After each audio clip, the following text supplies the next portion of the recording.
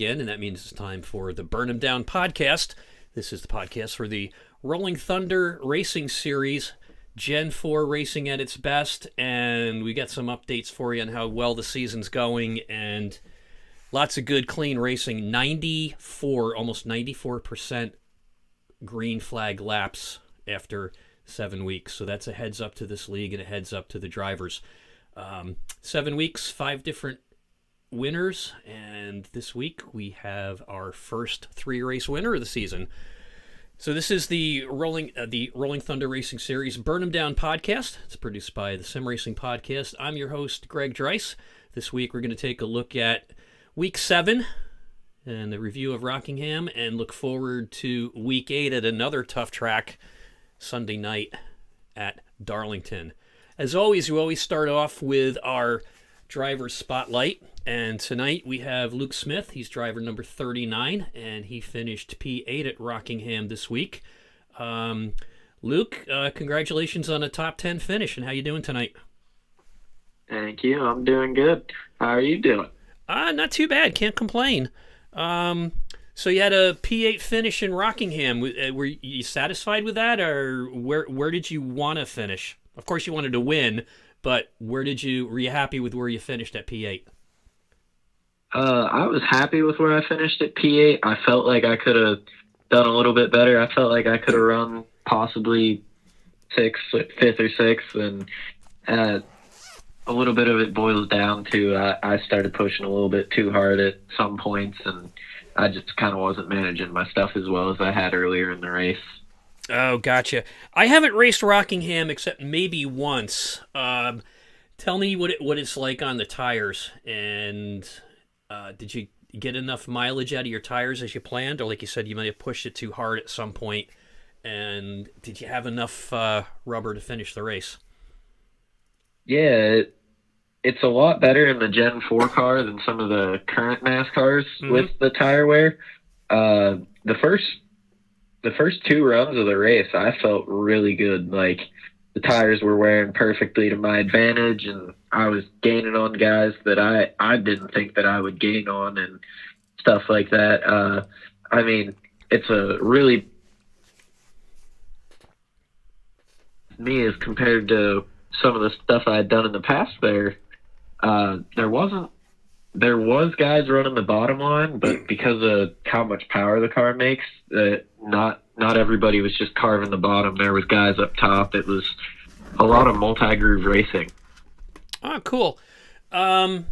Is that common? Do you find that common at that track? Because I'm not, like I said, not that familiar. The only familiarity I really have with Rockingham is when I was about 8 or 9 to 15 years old, when we're driving down to Augusta, Georgia on vacation every summer. We drive by this big monstrosity of a racetrack, and I'm like, wow, that's really cool.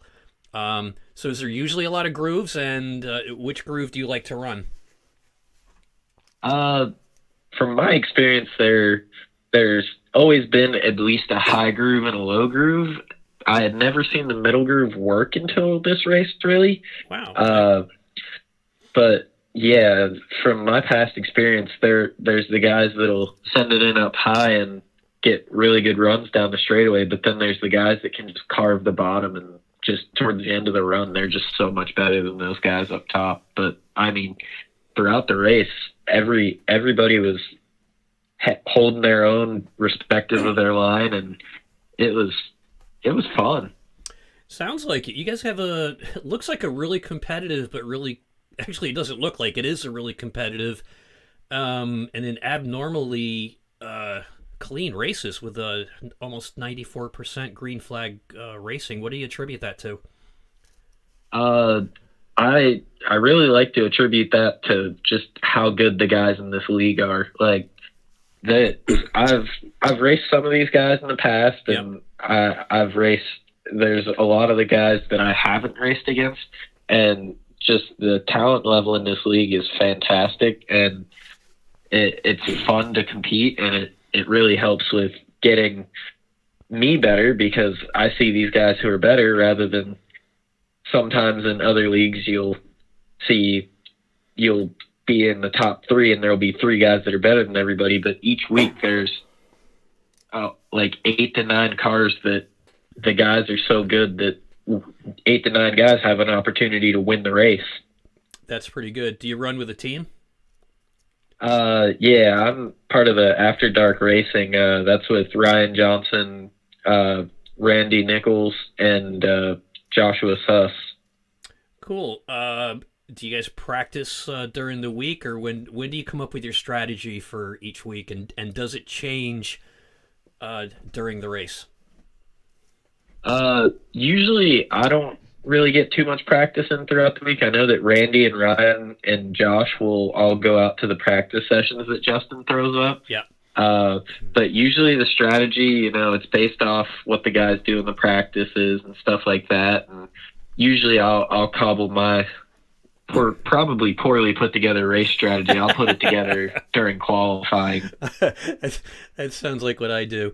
I run in Midwest Motorsports on Sunday nights, and there's not really any teams. I tried recruiting, getting some people to run with me, and it's just totally different from running in other leagues with teams.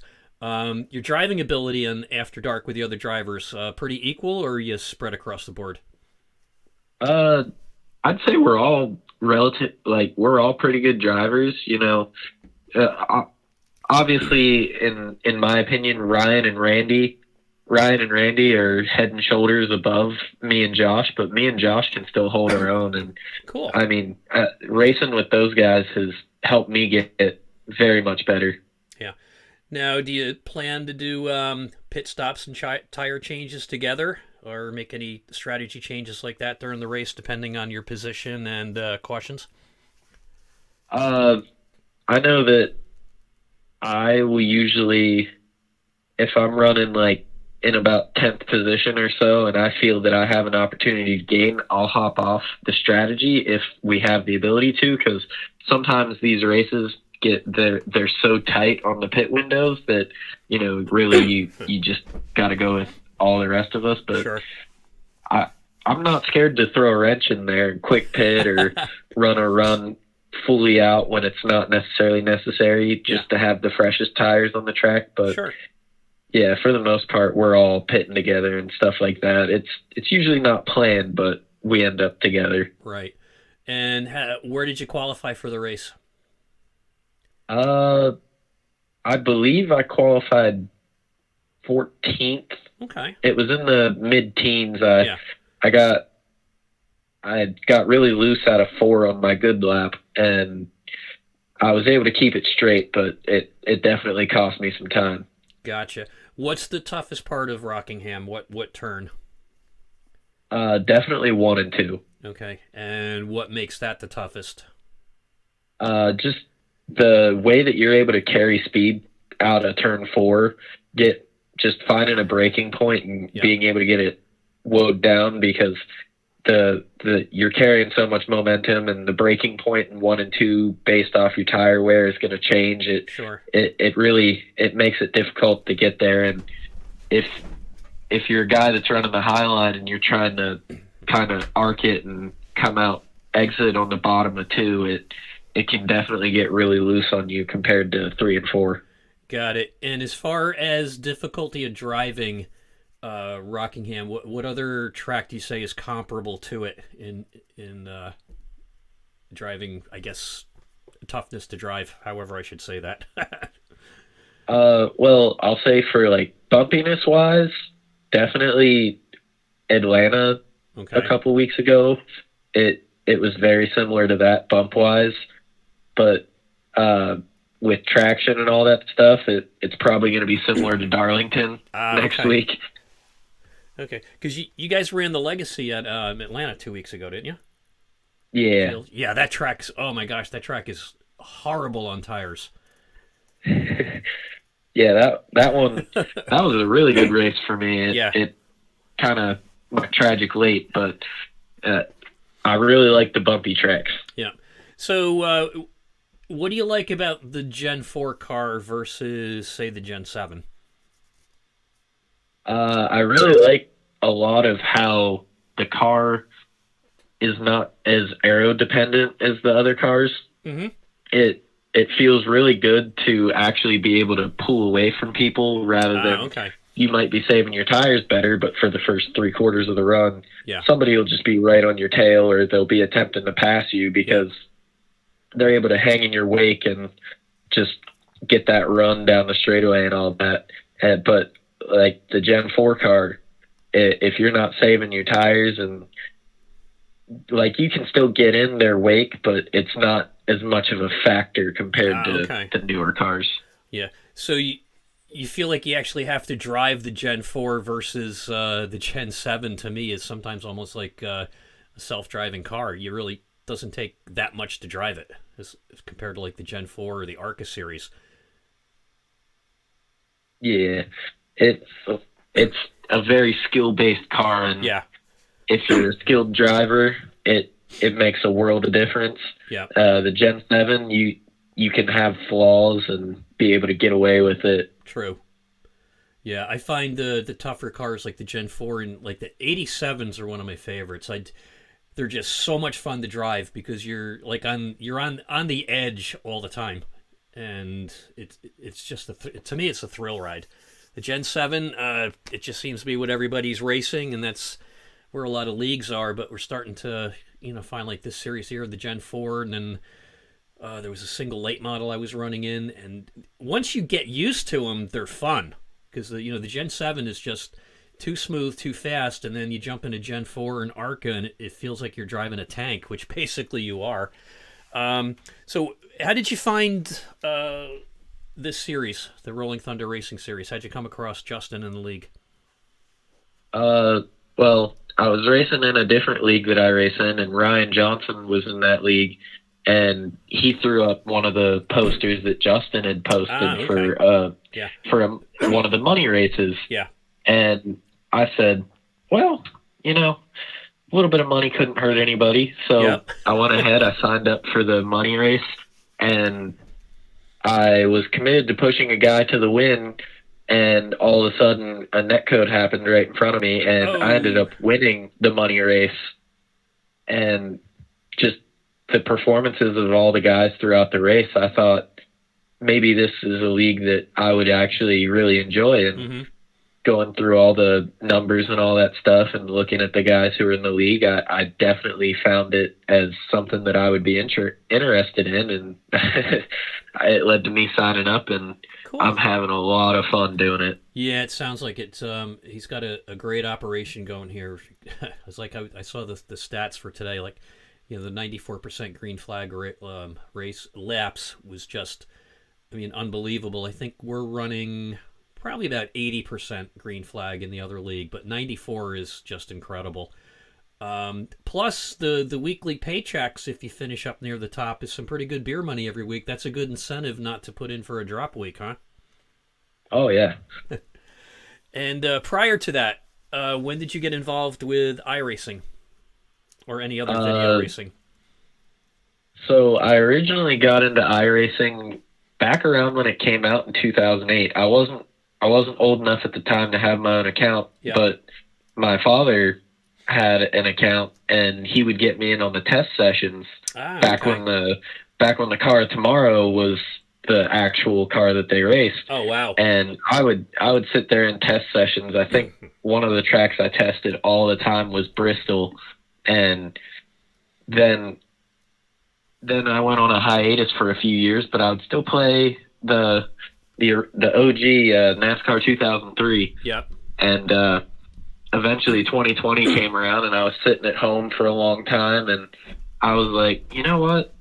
I'm going to buy a computer and get iRacing, because there you go. I really enjoy sim racing. And since then, it's blossomed, and it's lit a fire under me I'm already a very competitive person, and meeting guys who are better than me, I want to get better and beat them. Cool. And do you still go back and do any of the open lobbies or the official races, or are you all league now?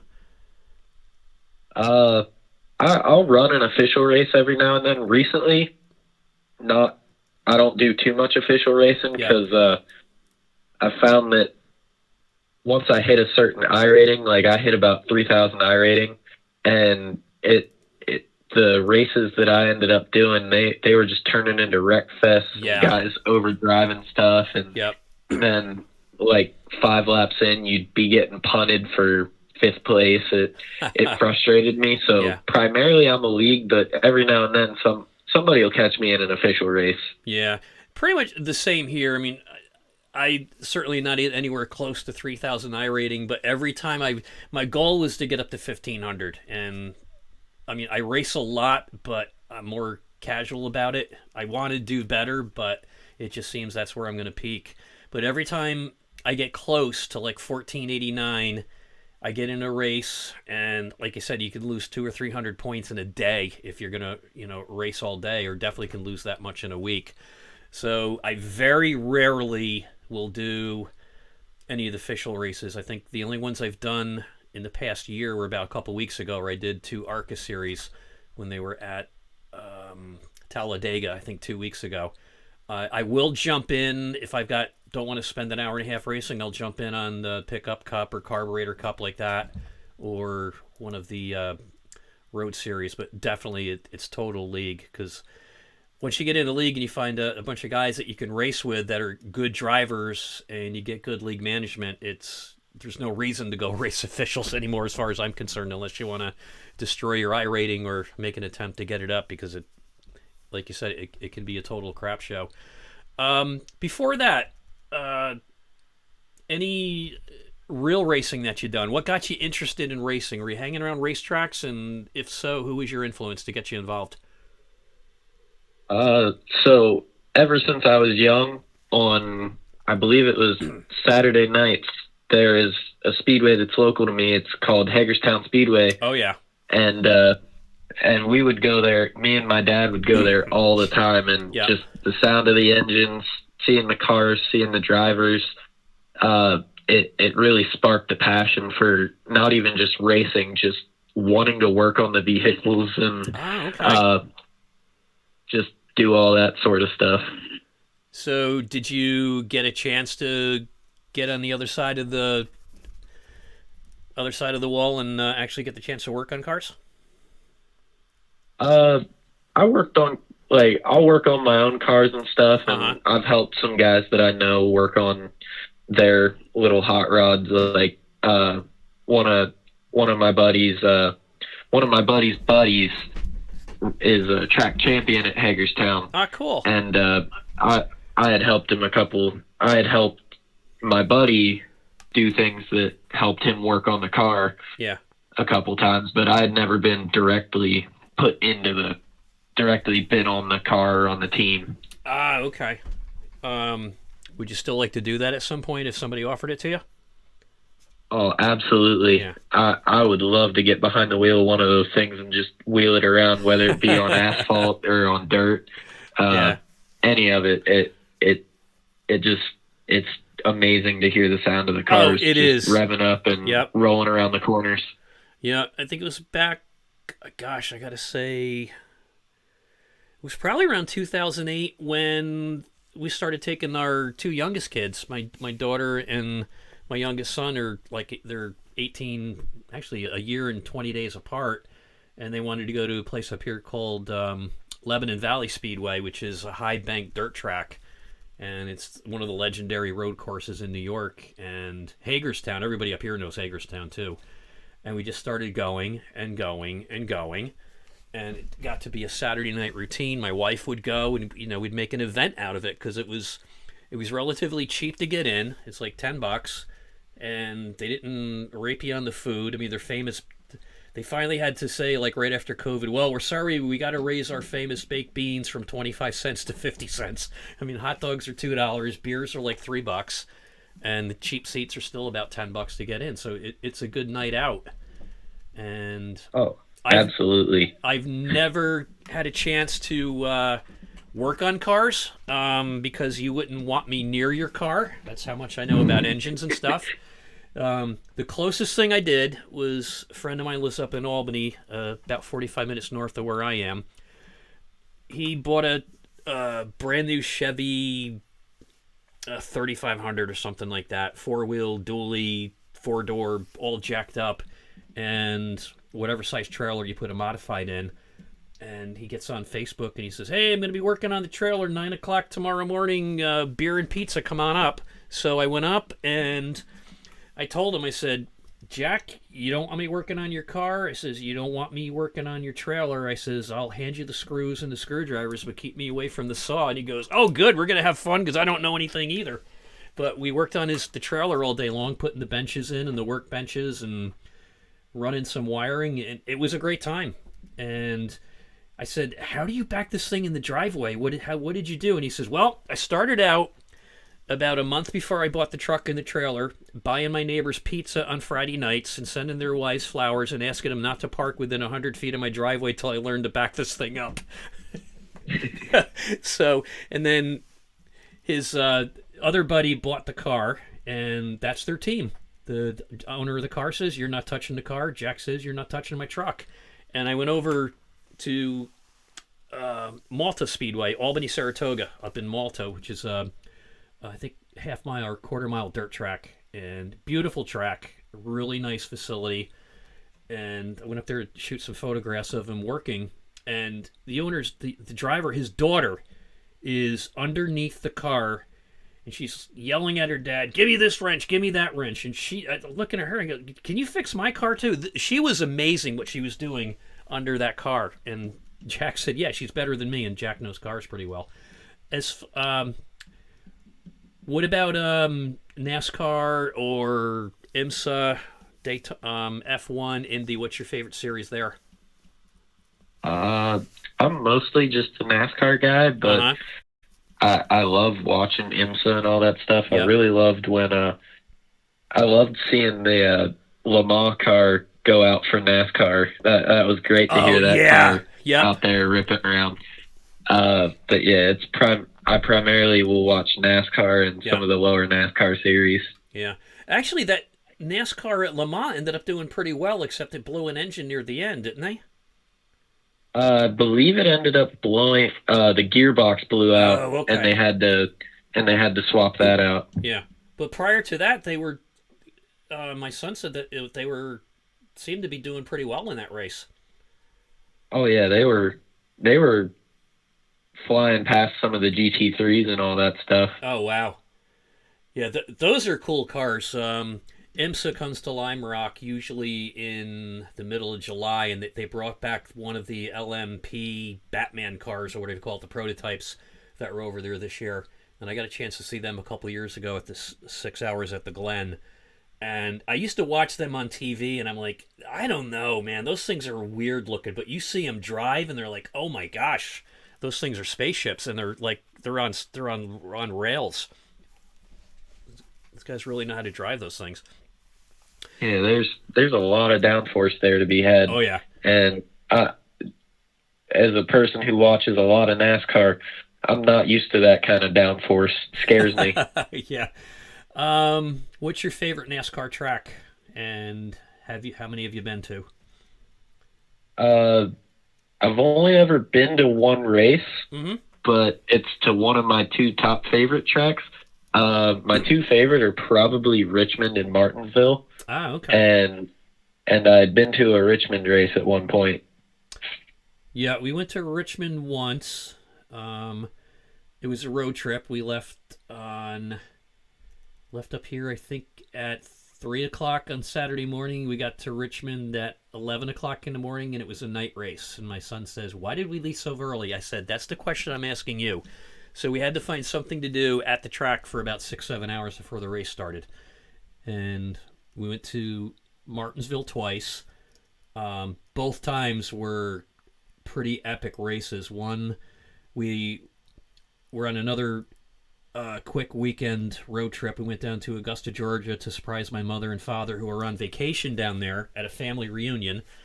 My mother's got 10 brothers and sisters down there, and nobody knew we were coming except for a couple of us. So we went down on Friday night and stayed till Saturday.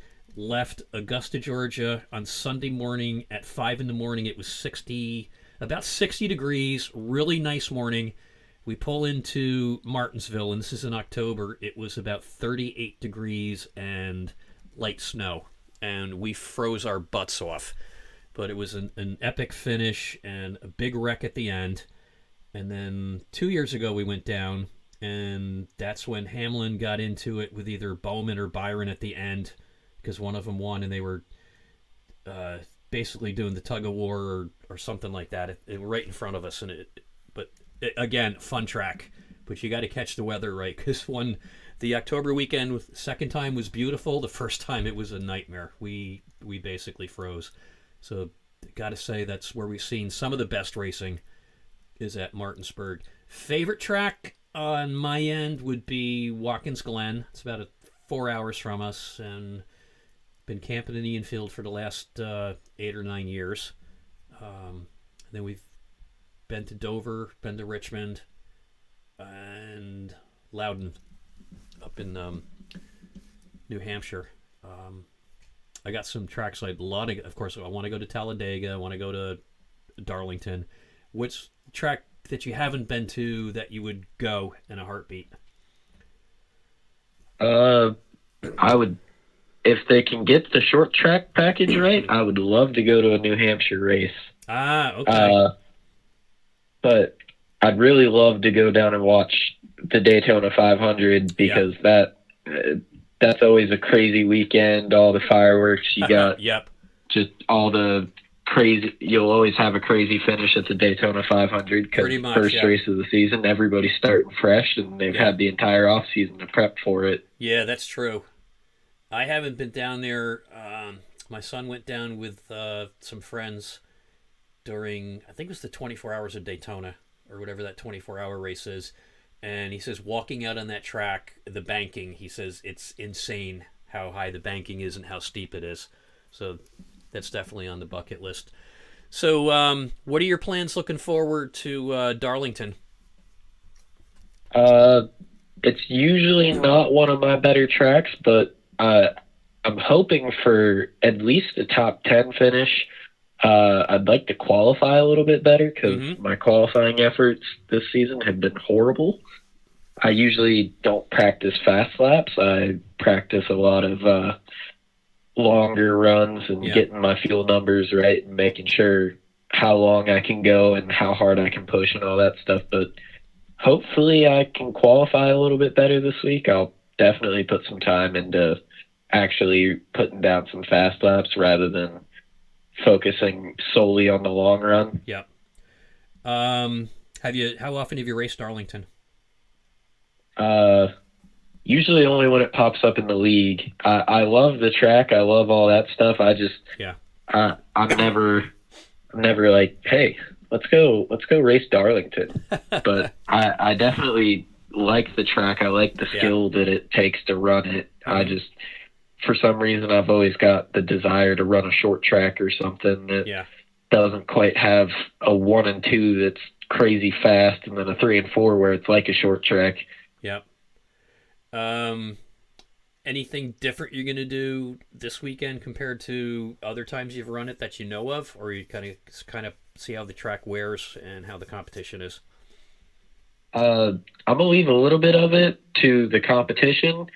I'm definitely gonna figure out my strategy a little bit better than I have the rest of the season. I'm gonna get some numbers off of fuel runs and get some tire numbers and all that stuff before the practice that comes before the race, so that I'm better prepared and actually know what I'm doing before hopping into one of the more challenging tracks in the NASCAR circuit. Yeah, what makes Darlington? I have a hard time running it. I run it probably 4 or 5 times a year and just can't figure it out. What do you think makes that track so hard, or so challenging at least? Personally, the thing that I struggle with the most is, especially when it comes to 3 and 4, just getting my exit right, which it all starts at the entrance of the turn, not driving it in too deep, all that stuff. But I really struggle on corner exit. Like, I'll be great through 1 and 2, get a great exit out of there, but definitely backing up the corners to help get that run off is a challenge for me. Yeah, and it's also a pretty tough track on tires, isn't it?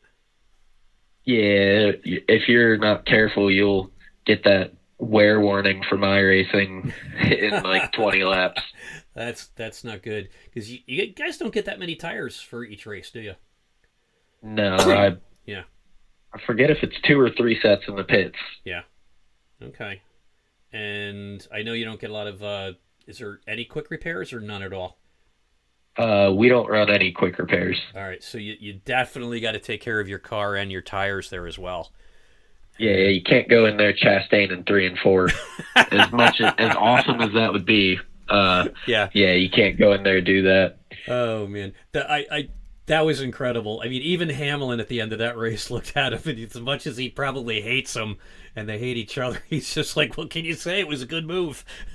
He just looked like that somebody stole his birthday cake or something like that. He says that was incredible. I'm sorry, we'll never see that again.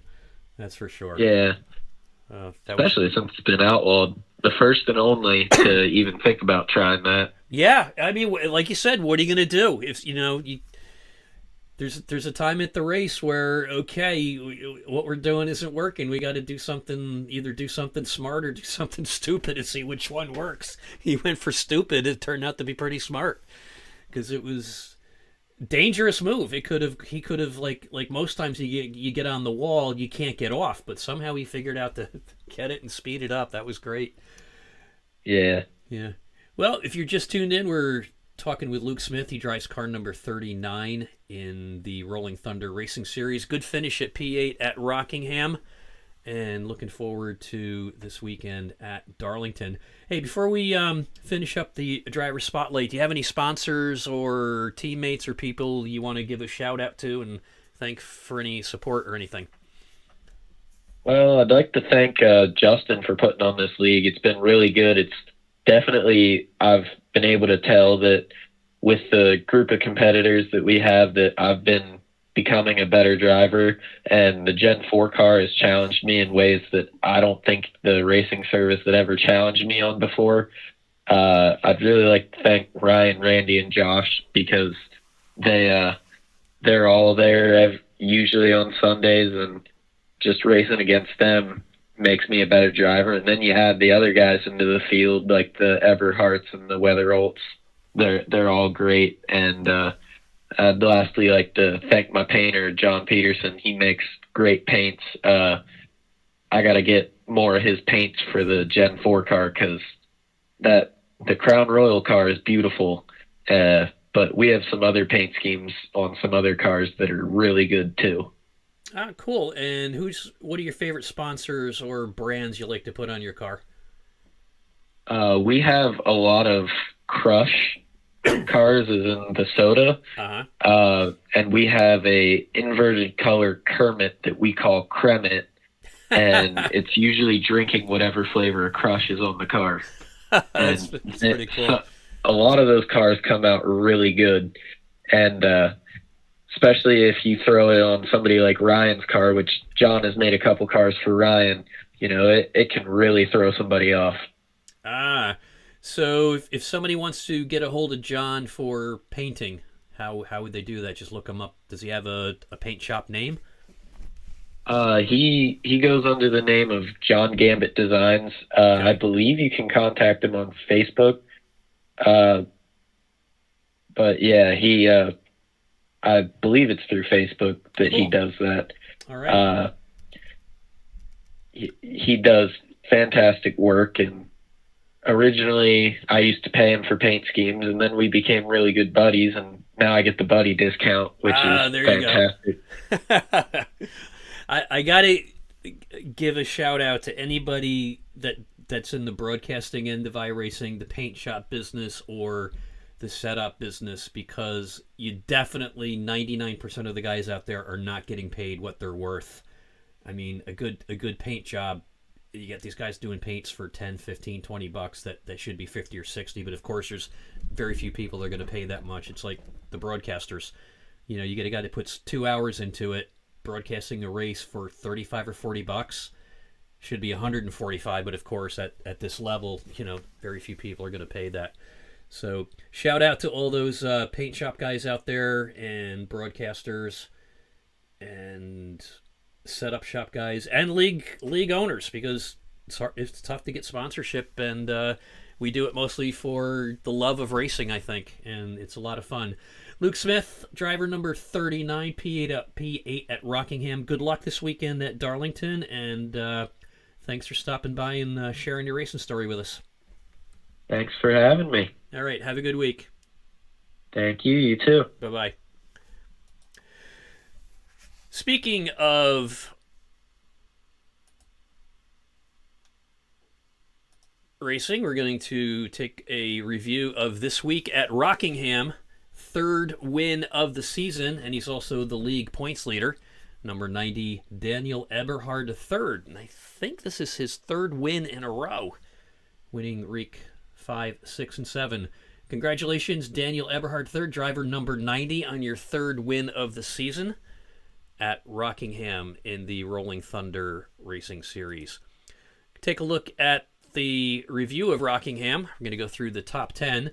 As we just mentioned, driver of car number 90, Daniel Eberhard, finished in P1. Dylan C. Jones, driver of car number 3, finished in P2. Ryan Johnson, car number 38, finished in third position. Colin Weatherholt, number 20, finished in P4. Matthew Robinson drives car 34. He finished in P5. Sixth position in car number 15 goes to Jared Mogard. He's been a past guest on the show. Jacob Manning finished in P7. He drives car number 9. Luke Smith, our guest tonight, finished in P8. Driver of car number 39. Jason D. Mann's car number 12. He finished in 9th position, and rounding out the top 10, another familiar name, Scott Crump in the number 11. And he finished in P10. If you were on last night or listening last night, we had Bo Condon and Justin Clapper on talking about a charity race that they're doing, a pretty important one that they're doing this week at Watkins Glen. It's called the Turkey Trot at the Glen, and it's benefiting Barks, which is a Baltimore, Maryland animal rescue and care service, as well as Feeding America, because you can't feed the pups if you don't feed the people. $15 per driver to get in, running all three classes, trucks, Xfinity, and Gen 7 cars. And based on entrance, if you win first place in each class, you get $100. Little different format. It's a 3-hour endurance race, and green flag drops at 7 p.m. on Saturday, but opening ceremonies and all afternoon practice and other festivities begin at noon. Little change as a competition caution halfway through the race at 8:30 to regroup, to give slaggards and slow drivers a chance to get back in and get a good start, and a final flag at 9:30 to rack everybody up once again, and then a 30-minute sprint to the finish.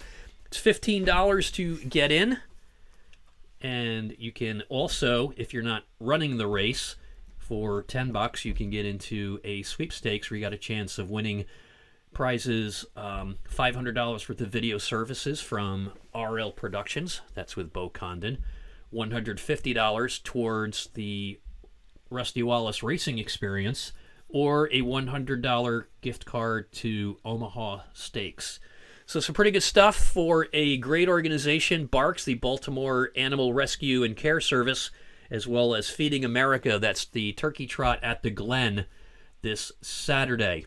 And if you're interested in supporting or running, just look up Thunderclap Racing, Thunderclap Racing Series, or Thunderclap Racing Exhibition, or RL Production, or Bo Condon on Facebook, and say, hey, I want to race, I want to help out. They got a Discord set up and everything like that. For Turkey Trot at the Glen this Saturday, practice opens at 12 p.m. Green flag is at 7. Taking a look at some season stats for this week after Rockingham at week 7. So far, number of laps completed, 918 laps. Only 14 laps of cautions. Number of cautions, 14. Caution laps, 69, leading to a percentage of green flag laps, 93.8%. It doesn't get much better than that. Also, check this out. After 7 weeks, 109 lead changes.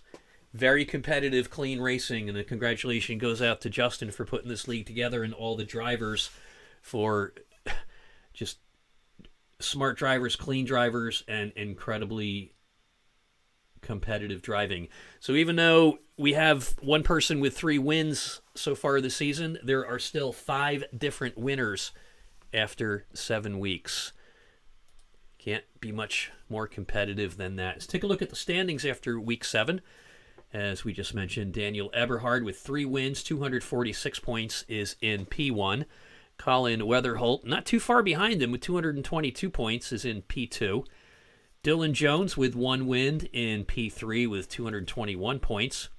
With 1 win, 214 points, Jared Mogard in P4. Scott Crump, who finished in P10 this week at Rockingham, is in P5 with 1 win, 205 points. Jason Maines has 1 win, 198 points in P6.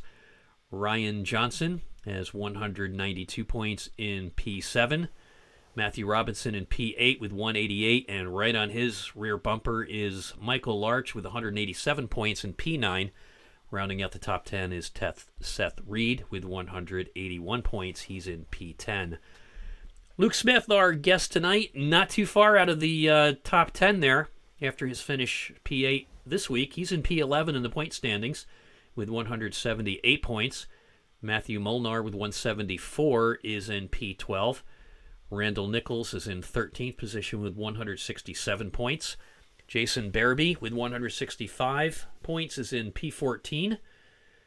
And Jacob Manning has 160 points in P15. 16th position is Lane Doyle with 159 points. 17th is Bo Tiffany. He was on the show a couple weeks ago with 145 points. Dean Gagliano in P18 with 138 points. 19th position is Drew Ballesteros with 132 points. Not too far back, rounding out the top 20, Brenton Barker with 128 points. 21st position, Trevor Williams with 123 points, followed by Joshua Suss with 108 points in P22. William Schwandenhammer, 82 points, is in 23rd position. Jared Hayes in 24th with 78 points. Darwin Hansen, 62 points, owns P25. Sean Corcoran with 51 points is in 26th. John Ellis Jr. with 24 points is in P27. And rounding out the standings after Week 7 in the Rolling Thunder Racing Series, Jason Kelly, P28 with 13 points. Next week's race, Week 8, Darlington, 133 laps, will be, of course, broadcast, as every race is, on the Global Sim Race Channel. Darlington Raceway, established in 1950, is 1.366 miles in length, with a fan capacity of 47,000, asphalt surface. It's owned by NASCAR from 2019 till present, International Speedway Corporation prior to that. From 1982 to 2019. It was opened in September 1950, and current track president is Josh Harris. And you can also look up any other information at darlingtonraceway.com. That's the Gen 4 Series this week, Sunday evening, Darlington, 133 laps, and looks like a break there for Thanksgiving week, and then we'll be back at Bristol for a 250-lap race on December 3rd.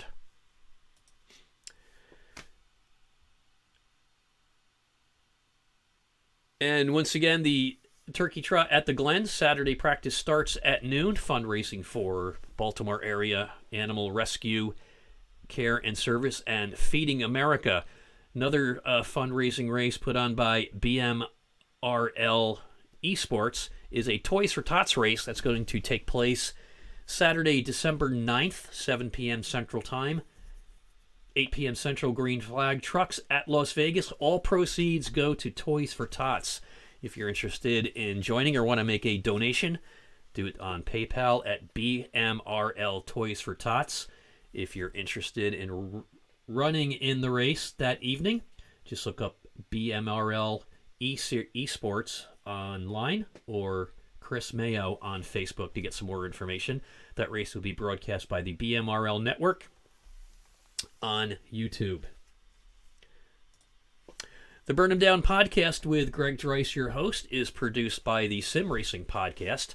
Burn 'Em Down podcast is the official podcast of Rolling Thunder Motorsports, and podcast is available live on Twitch, later on Spotify and YouTube, as well as all the major podcast platforms. Twitch address is twitch.tv/Greg Dreiss.